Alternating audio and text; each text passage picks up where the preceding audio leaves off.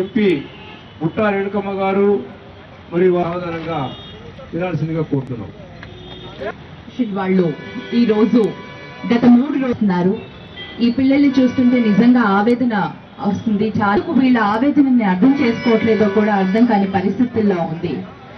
నిజం చెప్పాలంటే ఇందాక పాటలో అన్నట్టు రాయలసీమ రతనాల సీమగా ఉన్న ఒకప్పటి రాయలసీమ ఇప్పుడు రాళ్లకు మాత్రమే పరిమితం అయిపోయింది. మరి ఇలాంటి రాయలసీమని ఎందుకు పట్టించుకోవట్లేదు? ఇక్కడ ప్రతి ఒక్కరికి తెలుసు నీటి శాతం చాలా తక్కువ, వర్షపాతం చాలా తక్కువ.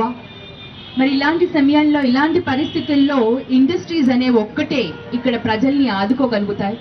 ఇక్కడికి ఉద్యోగాలు వస్తే, ఇక్కడ ఇండస్ట్రీస్ వస్తేనే ఉద్యోగాల ద్వారా వీళ్ళకి ఒక జీవనోపాధి దొరుకుతుంది అని ప్రతి ఒక్కరికి అర్థమైనది. అయినా కూడా ప్రభుత్వాలు ఎందుకు వీటిని ఆలోచించట్లేదు? రాయలసీమకి ఎందుకు ఇలా ప్రతిసారి అన్యాయం జరుగుతుందో అర్థం కాని పరిస్థితుల్లో మనం ఉన్నాం. మరి ఏం మనందరినీ ఒక కార్నర్ కి తోసేసి రాయలసీమ ప్రజలందరినీ కూడా ఇలాగే ఎక్కువ రోజులు పెడితే మళ్ళీ ఉద్యమాలు అనేవి తప్పకుండా వస్తాయి.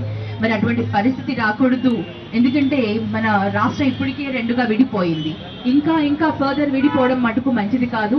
ప్రభుత్వాలు దీని గురించి ఆలోచించి ఇండస్ట్రీస్ ని ఇమ్మీడియట్ గా రాయలసీమకి తీసుకురావాల్సిన బాధ్యత ప్రభుత్వానికి ఉంది.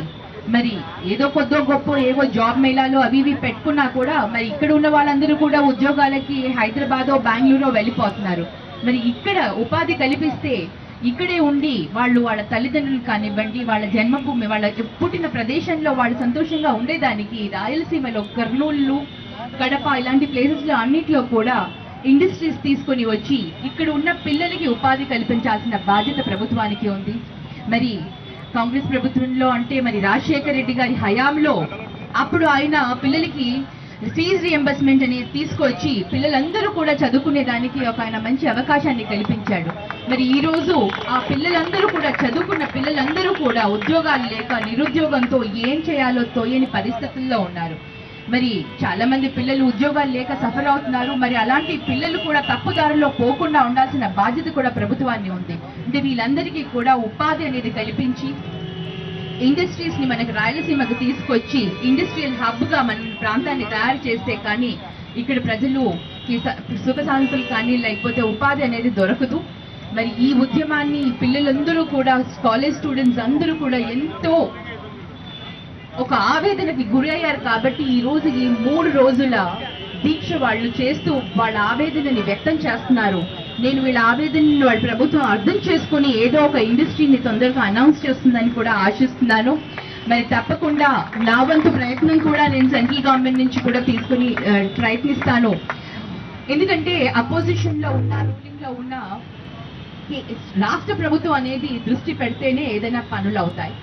మరి కేంద్ర ప్రభుత్వం నుంచి ఏదైనా రావాలి అంటే రాష్ట్ర ప్రభుత్వం తప్పకుండా వీటిపైన దృష్టి పెట్టి కర్నూలుకు ఇండస్ట్రీస్ ని తీసుకురావాలి. ఇప్పుడు దాకా గత 3 సంవత్సరాలుగా ఇండస్ట్రీస్ వస్తాయి అని చెప్పడం వరకే ఉంది, కానీ ఎక్కడ కూడా వాటిని ఎక్కడ వస్తుంది ఏమొస్తుంది అని ప్రారంభించింది కమెంట్స్ చేసిన దాఖలాలు లేవు. కాబట్టి మేము ప్రభుత్వాన్ని ఒకటే రిక్వెస్ట్ చేస్తున్నాము, తొందరగా ఏవో కొన్ని ఇండస్ట్రీస్ ని మీరు కర్నూలుకి రాయలసీమకి తీసుకువచ్చి ఇక్కడ ఉన్న నిరుద్యోగులకి మీరు ఉద్యోగ అవకాశాలు కల్పిస్తారని ఆశిస్తున్నాము. మీరు వీరి ఆవేదనను అర్థం చేసుకొని ఎంత త్వరగా వీలవుతే అంత త్వరగా కర్నూలుకి రాయలసీమకి ఇండస్ట్రీస్ ని తీసుకుని రావాలి. అలాగే బైఫర్కేషన్ లో ఏవైతే ప్రామిస్ చేశారో, ఉక్కు ఫ్యాక్టరీ ఏదైతే మన కడపకి అన్నారో, ఇలాంటివి కూడా మనం తొందరగా కేంద్ర ప్రభుత్వంతో మాట్లాడి తొందరగా వాటన్నిటిని కూడా తీసుకుని వస్తే ఇక్కడ పిల్లలకి అందరికీ కూడా ఉద్యోగ అవకాశాలు వచ్చే అవకాశం ఉంది. తిండి తినకుండా ఇక్కడే పడుకొని ఇక్కడే ఉండి అంటే వాళ్ళ కోసమే కాదు, ఎంటైర్ యూత్ కోసం, ఎంటైర్ యువకుల కోసం ఉద్యోగాలు కావాలని వాళ్ళు పడుతున్న ఆ తపన, ఆవేదన మనం అందరం కూడా అర్థం చేసుకొని ఈ ఉద్యమాన్ని ఇంకా సీరియస్ గా తీసుకెళ్లి ప్రభుత్వ దృష్టికి తీసుకువెళ్లాలని అందరినీ కూడా కోరుకుంటున్నాను. తప్పకుండా వీళ్ళ కష్టం, కృషి ఫలిస్తుందని ఆశిస్తూ